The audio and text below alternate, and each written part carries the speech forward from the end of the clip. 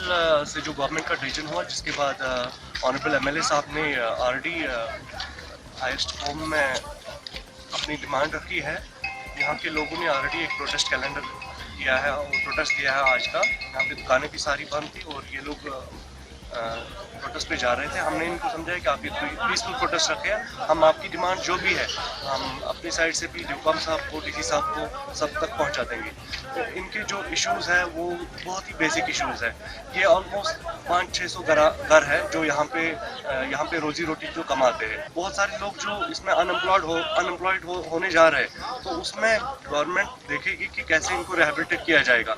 उसके अलावा इनकी जो एक जेन्युइन डिमांड है वो ये है कि यहाँ पे जो इंफ्रास्ट्रक्चर है, क्योंकि यहाँ पे जो एक्साइज डिपार्टमेंट है वो यहाँ से वैकेट कर रहा है, तो इनकी एक जेन्युइन डिमांड ये है कि इंफ्रास्ट्रक्चर 10-12 बिल्डिंग्स बनी हुई है, अगर कोई इदारा यहाँ पे बनाया जाए जैसे कोई टेक्निकल यूनिवर्सिटी इस टाइप का, तो इनका कारोबार और इनका जो है जो बाकी चीज़ें हैं वो सब चलती रहेंगी।